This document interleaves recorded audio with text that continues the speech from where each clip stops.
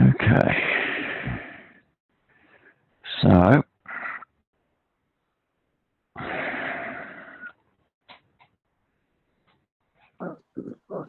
I'll let you take over, Shukry, anyway.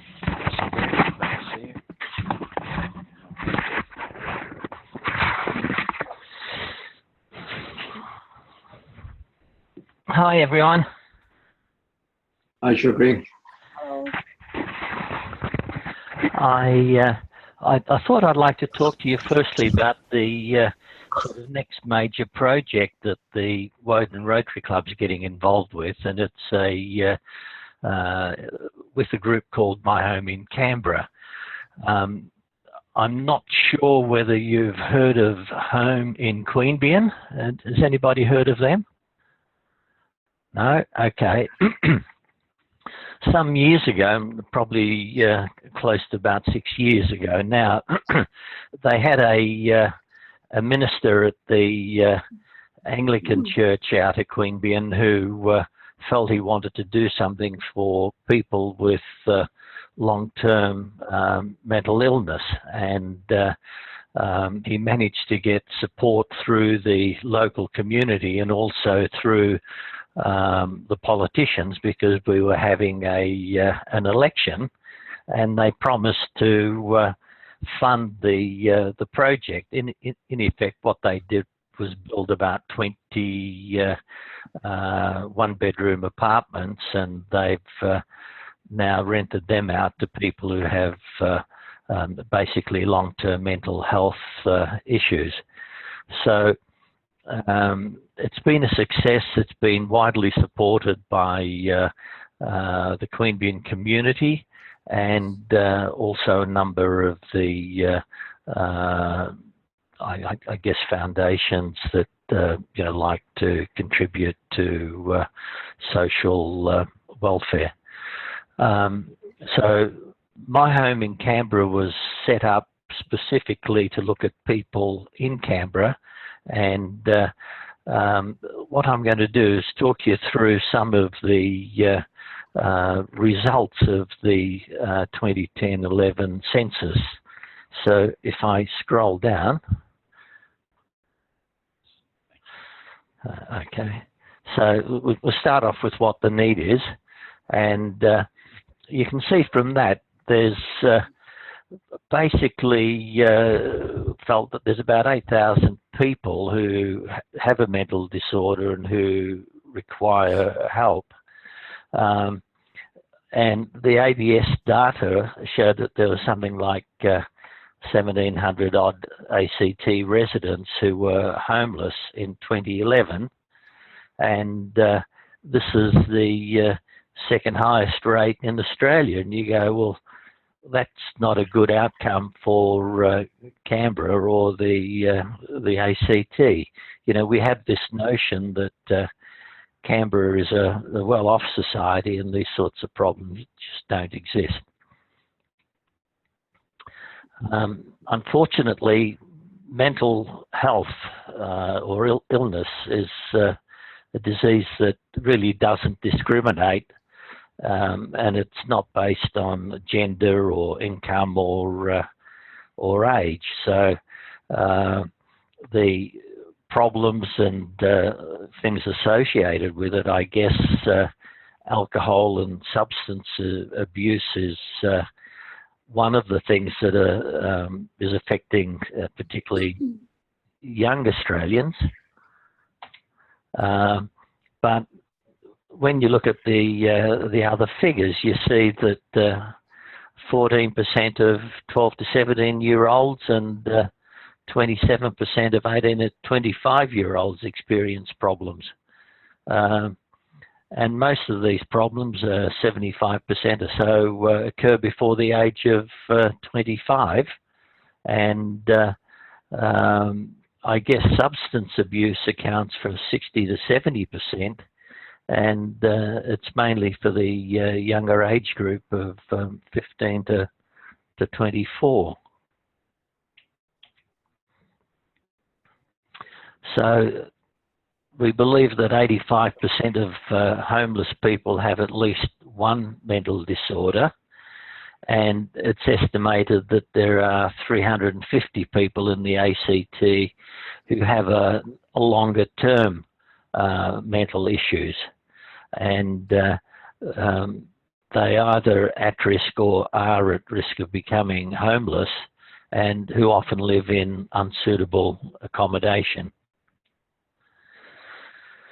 So we think that 900 to 1200 people with psychosocial disability will be involved in the ACT National Disability Insurance Scheme, and many of these participants will require housing assistance as part of their package.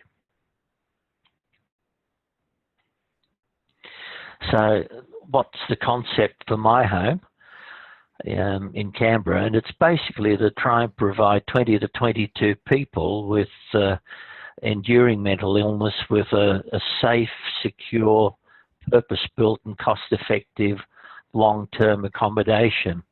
Once somebody's been accepted into that, it becomes their home for as long as they want or they need it.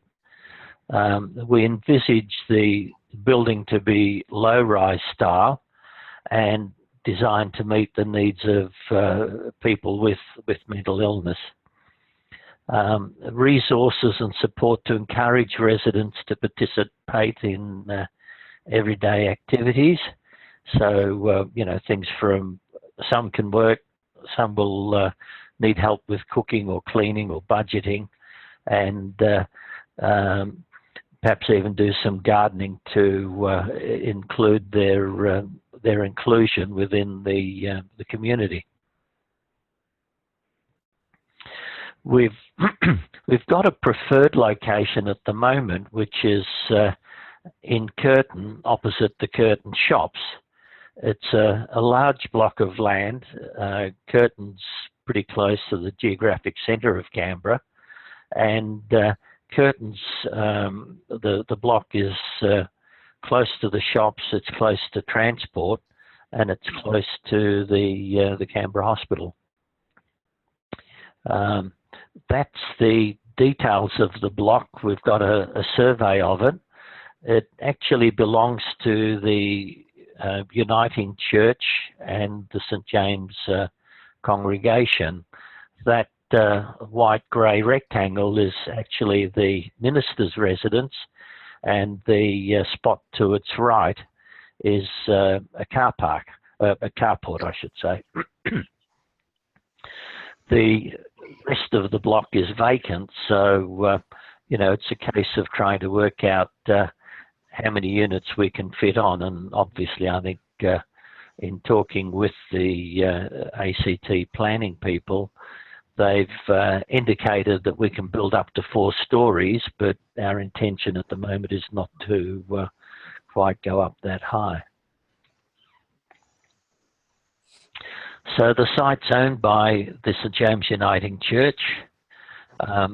The important thing is it's close to the Anglican, Catholic and other churches in the area. And that's important because we're looking at the type of care and assistance so that someone can sleep over at night or be on site to assist with either medication or any other issues that may crop up. The ACT government supports the project, but at the moment hasn't come forward with any funding, and we've started letting the broader ACT community in on what we're proposing, and we've had a number of concerts now to raise funds for the project.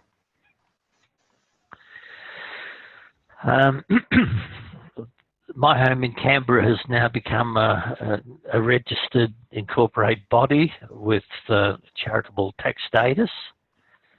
We've applied to the ACT for a funding grant. We're asking them for somewhere of the order of $2.5 million.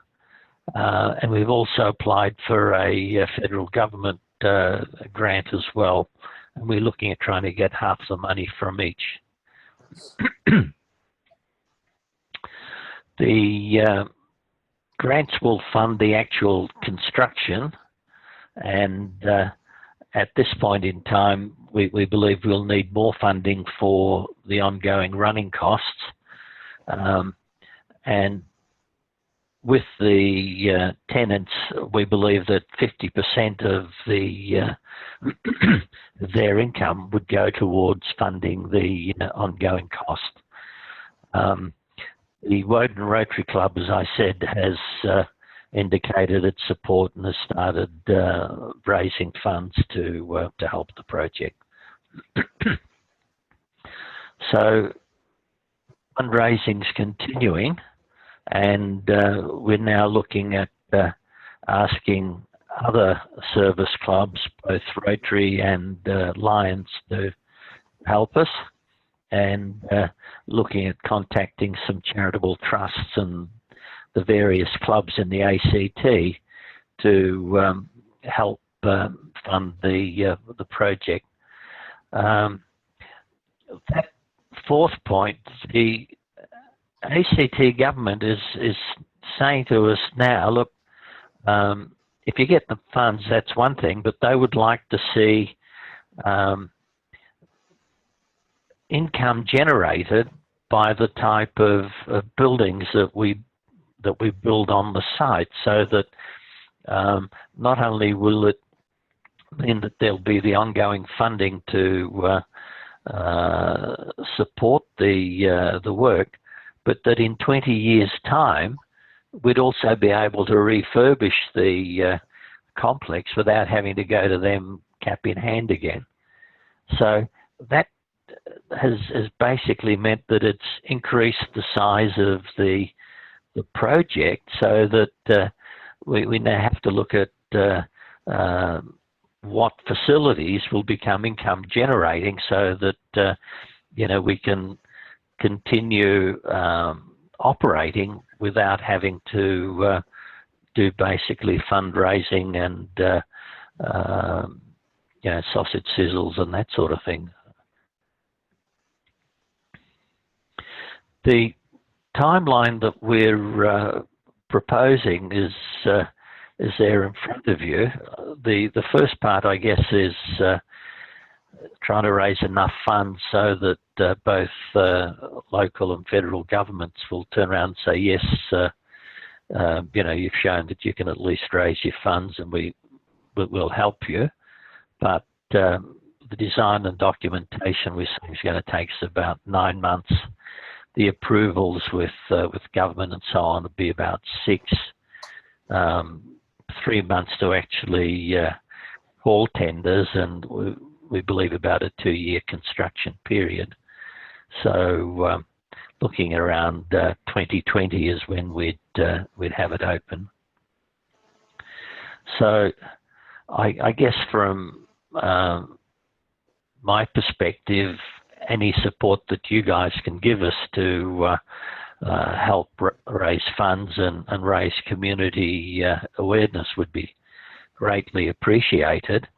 And because of the type of care that we propose, it'd be nice to have that support to help run the facility as well.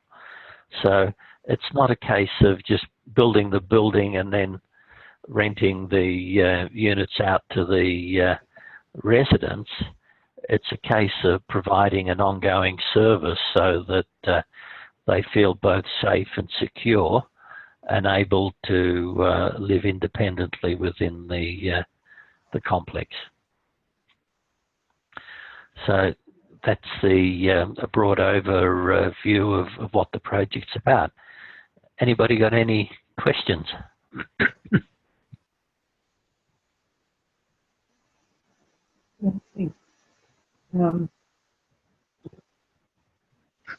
David or Shukry, what sort of fundraising elements do you think you can build into the site?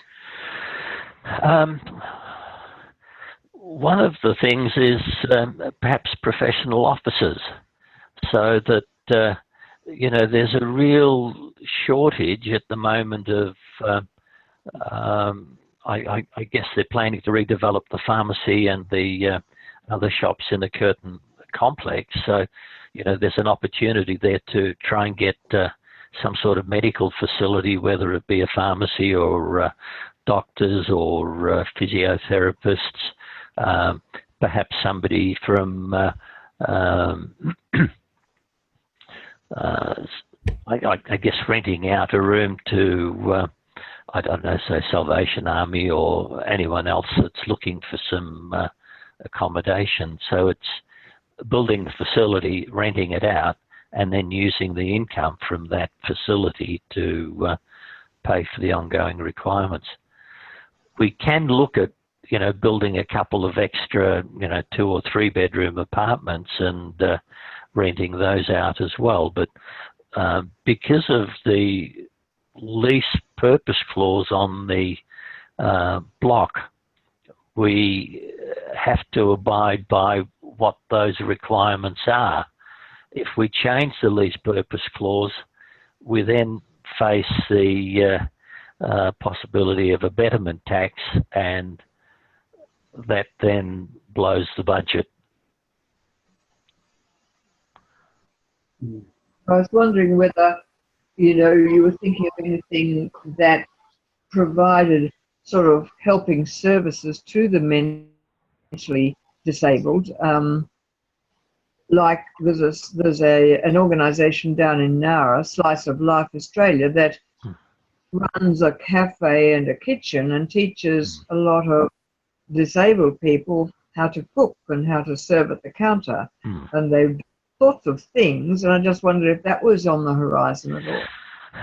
The project in Queanbeyan, in fact, does the cooking of lunches or meals for Meals on Wheels. What we've got as feedback from them is that the residents feel as though they're being put upon by people coming into their kitchen and either having a meal or you know, disrupting them in their environment. So I hear what you're saying, and we've certainly looked at that, but we're just conscious that this is a home for people, and trying to work within their requirements rather than saying, you know, we want to take over and we'll do this. It's trying to work with them so that they feel happy and comfortable with what's going on around them. I guess I might say one of the big problems with people with mental illness is that where they're in government type units, the problem is people come and impose on them. You know, they'll take their stereo equipment, for example. One mother said she's had to replace the stereo twice. Another one said that her son gives her a shopping list of 20 bottles of milk and 20 you know, loaves of bread, because that's what the neighbours around him have said that they want. So you have these issues where people do take advantage of them, and what we're trying to do is give them that ability to, in one sense, keep out people who are trying to sell them drugs and trying to take advantage of them, and just let them have a place where they can feel safe and secure.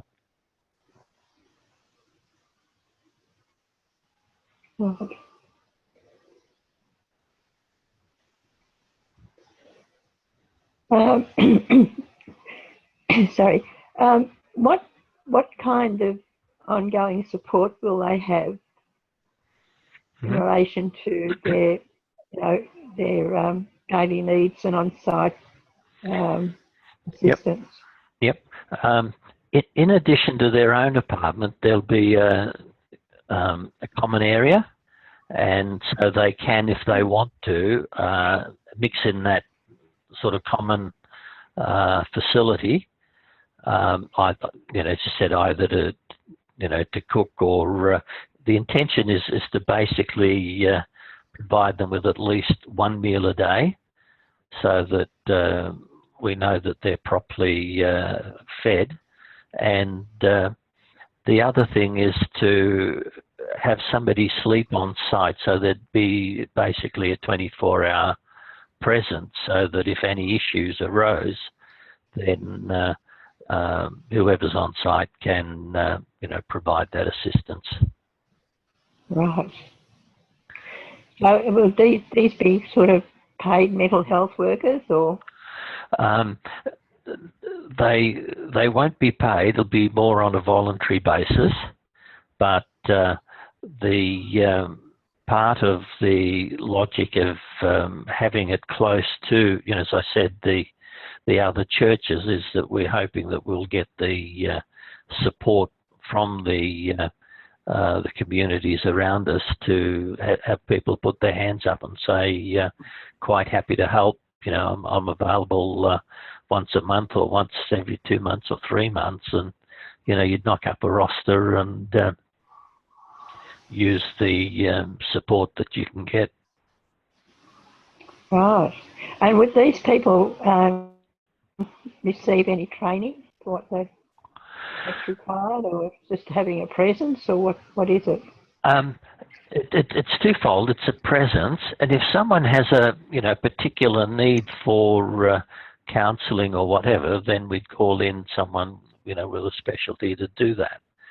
So in the common area, there'd be separate rooms to have that interaction between counsellors and the residents. Okay. I'm assuming So that. was that? Sorry, Okay. Margaret. Go on. No, you go on. I'm assuming they'd have to have, if they're severely mentally disabled, Shukry, they'd have to have professional medical support at least, for some time, wouldn't it? I guess what we're saying is that because of the numbers that need the assistance, we won't be able to help everybody, and we'd have to look at people who could live in that sort of environment, be reasonably self-sufficient, but with a little bit of assistance can operate as normally as possible. So for somebody that has a very high dependency, at this point in time, we might not be able to assist them. Right. Oh, okay. So it's a case of having to select people out of a list, and people would apply, and then looking at who would fit into that sort of environment, and what their needs and dependencies are.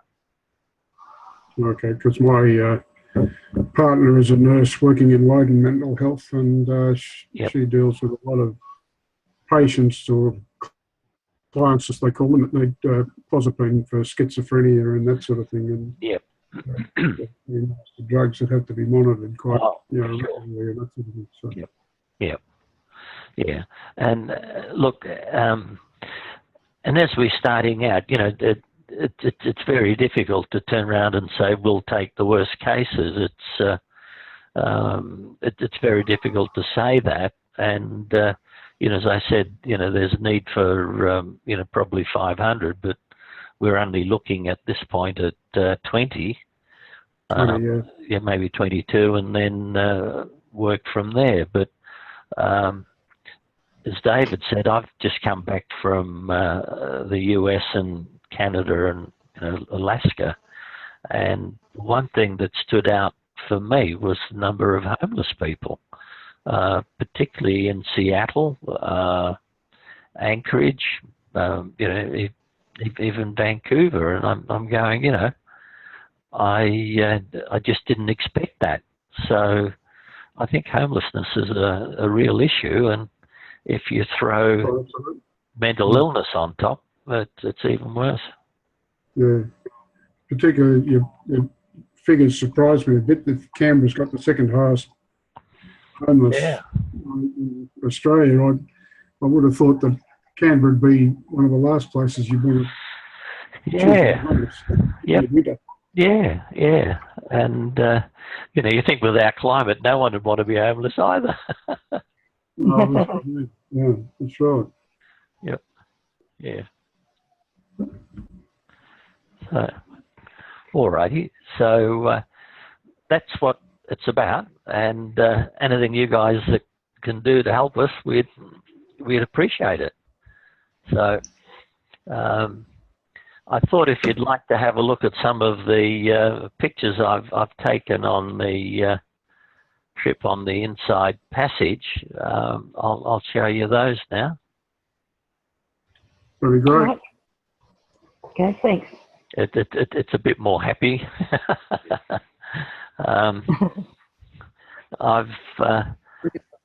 Canberra. I guess the one thing about this trip was the scenery and just how beautiful the whole place was. So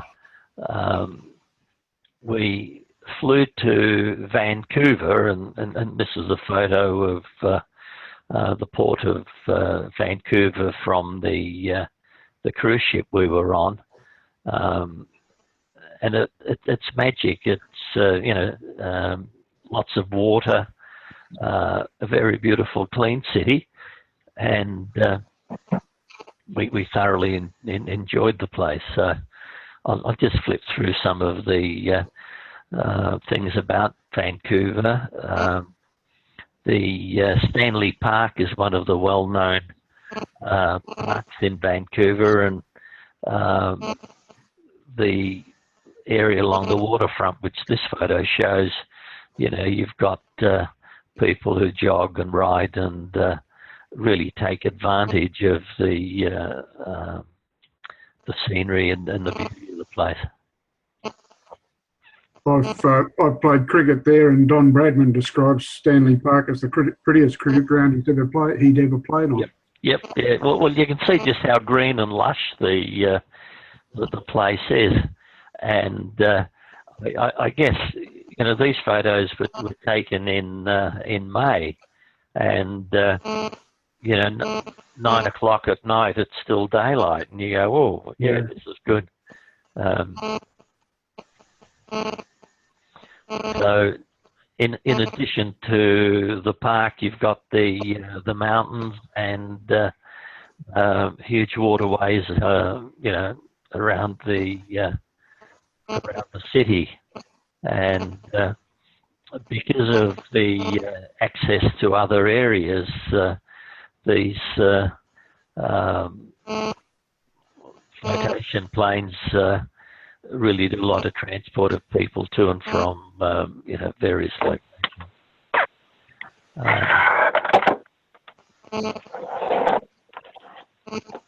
That's looking back to Vancouver, and I guess what I was trying to do there was show off some of the waterfront, the ships, and the it's just so beautiful. You know, I guess the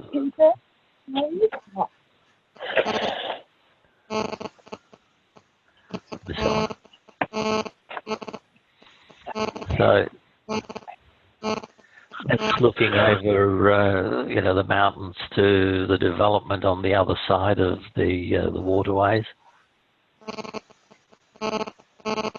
and to me, one of the fascinating things was having these huge mountains sort of virtually coming out of you know, the water and the ocean, and you can see the snow on top.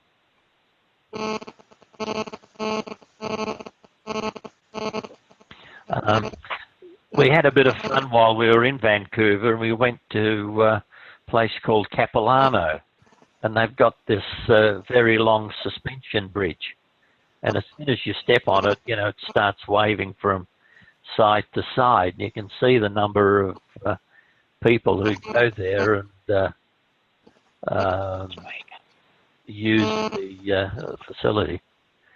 So once you walk across the bridge, you have the opportunity of walking in the treetops.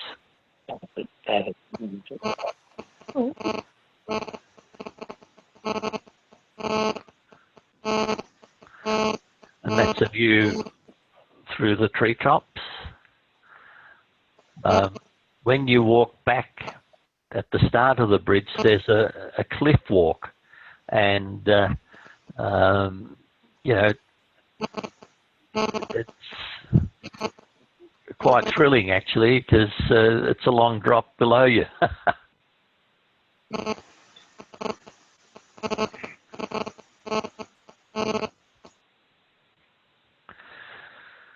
This is actually once we're on the ship sailing out underneath the Lime Bridge, which is your main bridge connecting the two sides of Vancouver. And you know, as you sail inside, or as you power up the inside passage, you've had this calm water and snow-capped mountains all over the place. It was absolutely magic. You know, if every night it was virtually like this, and you know, we kept going, wow, you know, such a beautiful environment. It's great.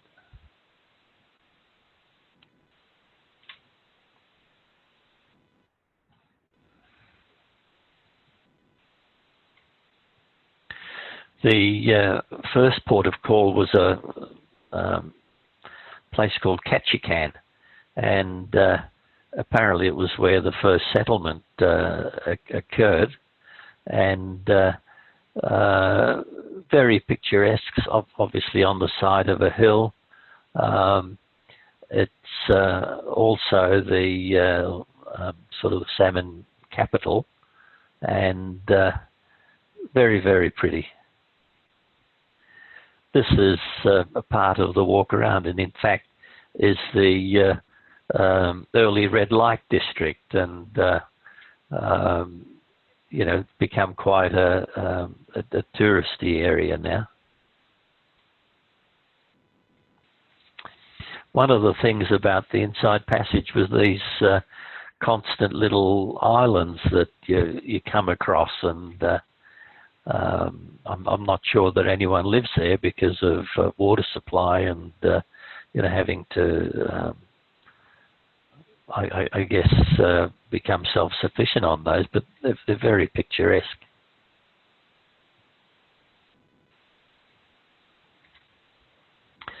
Some of the animals that we saw along the way, and I've put the moose on the bottom left there. I found that there was a parasite that actually drills into the moose's hide and lays its eggs under the moose's skin, and then once the winter's over, the grubs fly out of the hole and let the moose go. And there's apparently another insect that lives up the moose's nose. So the poor old moose is a host to a couple of things. The bears, we found out, can have a number of different mates, and they can, if you like, elect to be allow the embryo to just sit, or whether it grows and develops, and they can do that, I think, over 1 or 2 seasons. And of course the bald eagle. This is at Icy Point, and it's just, you know, once again, snow-top mountains and the waterways, and just how picturesque it is. The ship that we were on was able to get very close to the Hubbard Glacier, and we were extremely lucky with beautiful weather and you know, magnificent views, and it was able to get right up to the you know, the glacial face, and you can see how some of that glacier now is falling apart, and the sound of sort of ice breaking off, it was like thunder going off all the time.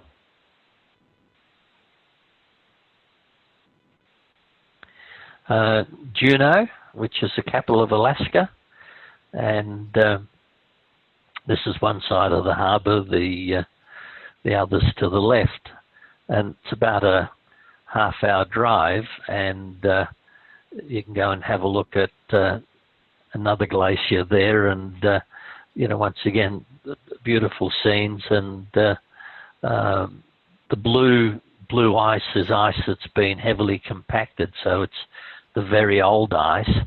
The black that's on it is comes from the scree or the side slopes that as the ice moves forward, it discolors from the rock and the dirt around it. This is Skagway, and you can see how the ship's basically at the end of the street. And what fascinates me about this place is the fact that you might get 3 or 4 or even 5 ships pull in at the one time. So suddenly you might have 10 or 15,000 people get off the various ships and wander up and down the streets. For those that like to go off and do canoeing and so on, you can do that at the different locations. It's just very peaceful and very, very beautiful. Once again, this is Skagway, and looking at the railway which take you up to White Pass, and this is where the people who wanted to go looking for gold on the I think the Condite would go up. So initially they would have to drag a boat up, I think, with all their supplies for a year, and the railways finally got put in and made that a little bit easier for them. That's part of the old railway bridge. Apparently, it was the highest altitude bridge in its day, starting to fall into disrepair. But you can see once again, the fantastic scenery, and having the snow and the ice and the water running down to the bottom of the valley is just fantastic. This is a shot of a mountain range out of Anchorage on the way to Glen Ellen, and very wide rivers, and just beautiful scenery. Another glacier.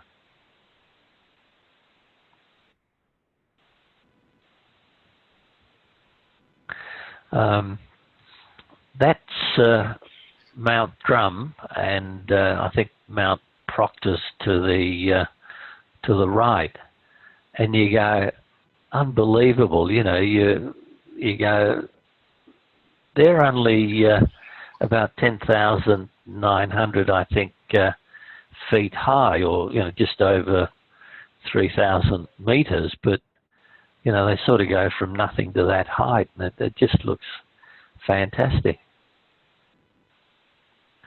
From Glen Ellen, this is taking a left-hand detour to Fairbanks, and some of the lakes that we encountered were still icy and were only just starting to thaw out.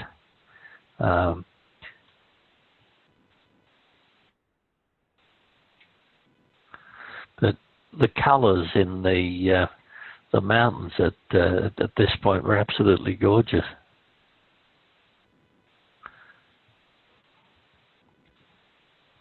Anybody been to the North Pole?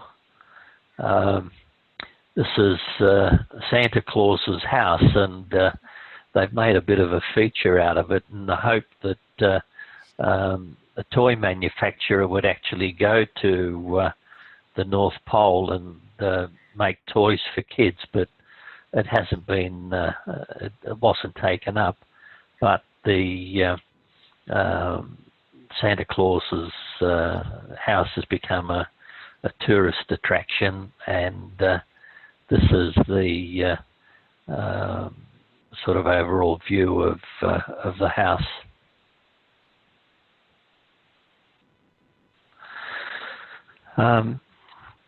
One of the reasons that you've got these high mountains, of course, is the movement of the Pacific plates, and you can see in the bottom right-hand corner is Mount McKinley or Denali, and it's around 20,000, I think 500 or something of that order, feet high.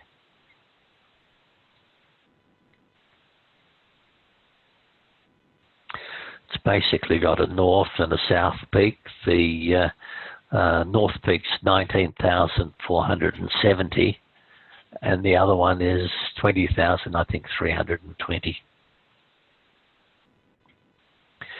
And most people don't get to see it because it's usually covered in cloud and mist. But there it is. It's absolutely, majestic. And that's it again. So there you go. There's some pictures, and I think if anybody ever wants to go there, absolutely picturesque, and highly recommend it. I'll hand back to David. Go on. I'm having troubles here.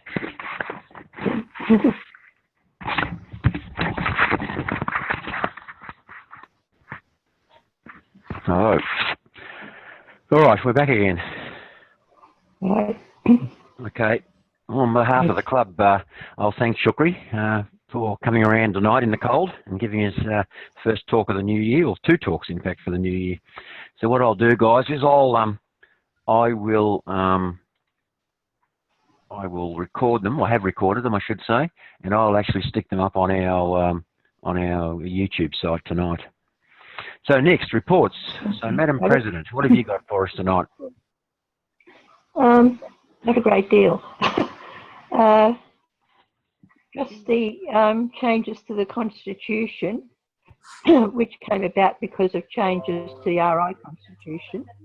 And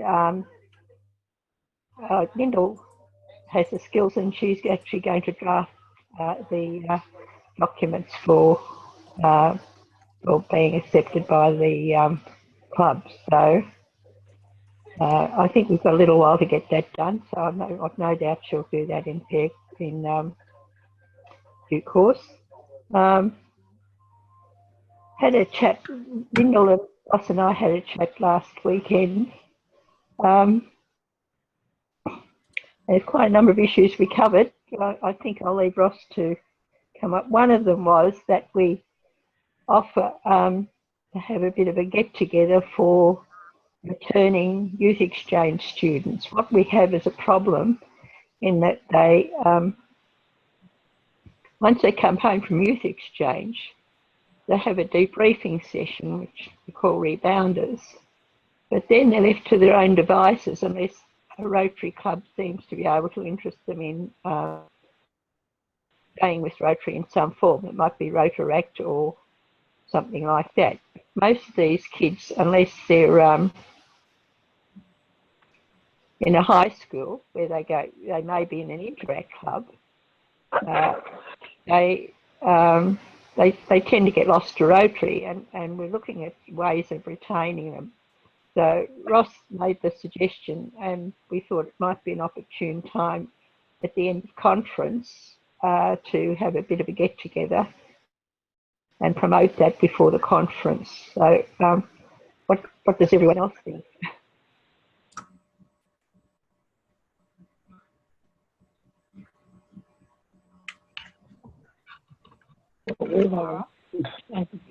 Muted us. Sorry, I was on mute. I was just going to say what we were thinking of doing was trying to bring all the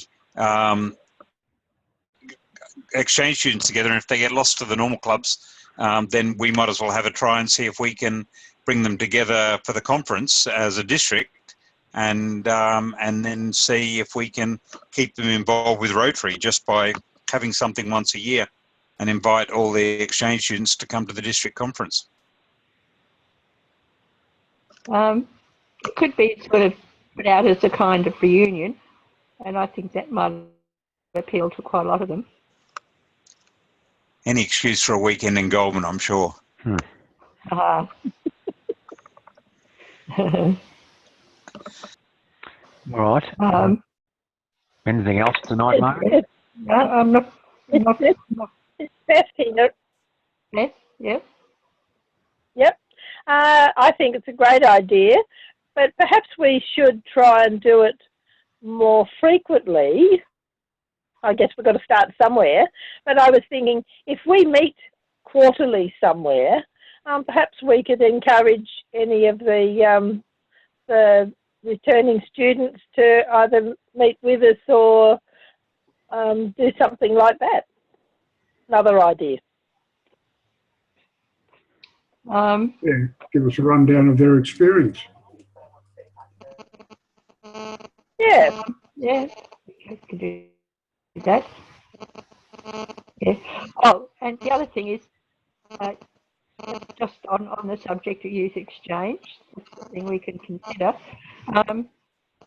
Olivia has been selected to for youth exchange in 2017, 2018. So, here, 2017, 18. So, she's on the she's just on the run now for doing her youth sessions, etc. Someone's got a mobile phone near the computer. Can you just move it away, please? We've got a mobile phone, but it's not near a computer. No, it's not yours. Not yours. Okay. Guilty. Okay, that's all right. Okay, well, thank you, Mrs. President. Secretary, anything tonight? No, I do have that review that I need to do of the Constitution against the RI changes and also against the requirements of the Incorporated Associations Act here in the ACT, just to make sure everything's online and above board. And I've just been sending out any correspondence as it's been coming in. It's been fairly quiet. I think people are just sort of slowly getting into the new year. Yep. All right. Thank you. Any questions of the Secretary? No, but I do have it's Beth again. I do have a comment about the trying to get the youth exchange people together, and we probably should, if we decide to do that, to keep our district governor in the loop about what we're trying to do at and for the conference. Yes, I agree. Yes. Okay. Treasurer.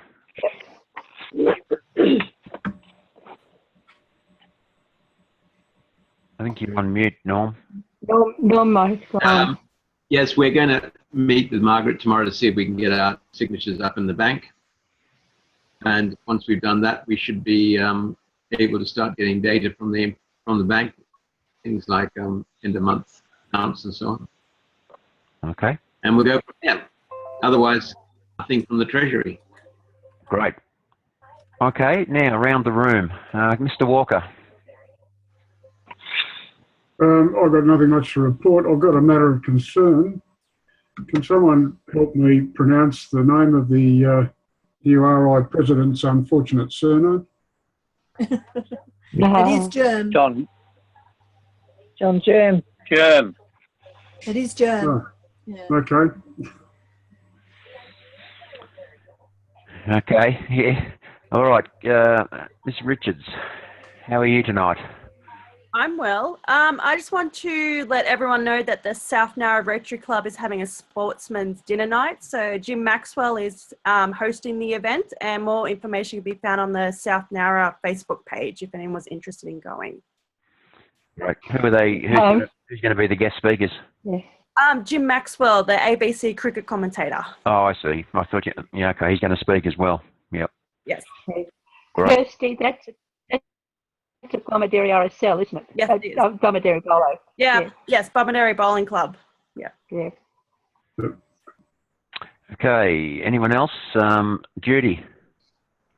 Yeah, I was a bit surprised when I went onto the district website to find that the conference is starting on the Thursday afternoon or the Thursday evening. Because I just automatically booked to go up on Friday for Friday evening, but entered because presumably we'll need to set up the RDU sales thing on either the Thursday afternoon or early Friday morning. But it's a look program. It's a fairly elongated program, I think, but hopefully it'll be lovely.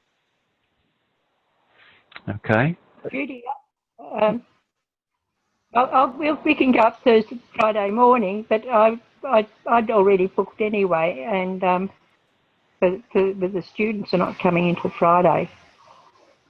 Okay. Yes, I'll have a look at it when I get another chance and talk about it, but we'll certainly have to go up Friday morning, but I think, I'm just not sure what I booked in accommodation. I'll have to go back and look at that because I booked the accommodation without knowing the program. That's all right, but I'll then proceed to figure out what the RDU goodies need, when they need to arrive, which is presumably by Thursday, and make sure that we've got space and that sort of good stuff.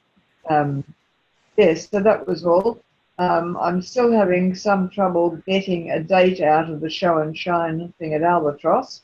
So it's changed 3 times in the week. So when I get a definite date that I can rely on, I'll let everyone know. Okay, thank you.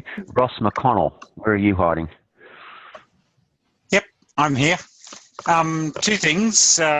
One, just like to say thank you to Natalie. We're going to be hosting a Brazilian exchange student from October through till Christmas, and I put that out to Natalie, and she said, "Why didn't she come to Tumut with me or Batlow on the weekend for a Rotary ball?" And she had a fantastic time, and she has a wish list of various things she'd like to do before Christmas, and we've now assigned that out. And I think the idea of having a written wish list means that people can look to tick things off, and if she gets to do things more than once, that's not a worry. So thanks to Natalie for taking her and one of the other interactors from town up to Batlow, and had a great time. And the second one, I'm going to be going up to the Rotary Institute, which has been open to the whole district. Apparently Monica, we don't know why, but Monica didn't advertise it. But obviously Noel Travascus is keen to have more people there than just the district staff. So I'm going to go up with my fellowship hat on. I've arranged I've contacted all the fellowship officers across Australia and said, if anyone's coming, let me know and we'll get together for lunch on the Friday. But the other thing I was going to say was, because I'm going so late, there's no accommodation closer than Parramatta. So if anyone knows anyone out in the boondocks of Penrith that might be able to put me up for a couple of nights, please let me know after the meeting. Okay. Otherwise, I'll book Parramatta. Good. All right, thank you. Okay, guys, it's been a good meeting tonight. Just one thing I'll ask you is information to put up on the website. I'll obviously run this video up tonight and put it up on the YouTube side and the video. I also put up some Rotary International information on the page. But I need other stuff, personal stuff, or if you've been to Rotary events, write me a little story and I'll put it up there. It's very hard to keep on putting stuff up there if you don't give it to me. So, okay. Having said that, is there anything else we need to discuss before I close the meeting tonight? Just one thing, David. Apparently there's a Taiwanese friendship exchange happening probably around the conference. So we can contribute to that. John and I certainly will, because we had spent a lot of time with him while last year.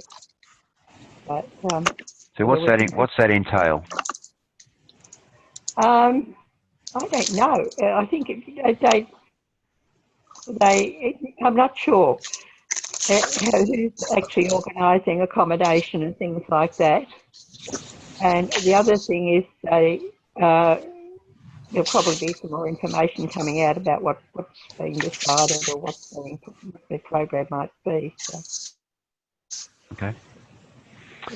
All right. If that's being and another quick one there. Yep. Sorry, just a quick one. There's when we were I can't remember where. Oh, at the Hellenic Club, the Rotary Conference, we ran into a doctor from the South Coast to receive an award who's been producing a Rotary PR manual called On the Move for a number of years. And so we're now subscribing to it. I don't know if anyone else has seen it. If not, I'll pass it to Lyndall and she can circulate it. But it's just stories from the district and things to encourage people to get out there and attract new members. Great. Anyone else seen it? No. Yes. Yeah. Noel Travasca. It's an Australia-wide document. Noel Travasca started it about 4 years ago. Yeah. Okay. All right. Well, thank you, guys. It's 9 o'clock. Time to stop the meeting. Good to see you all, and look forward to seeing you in a fortnight, or if not before. Okay. All right. Good evening. Thanks, David. Good evening, all. Good night. Again, Good night. Monday. All right.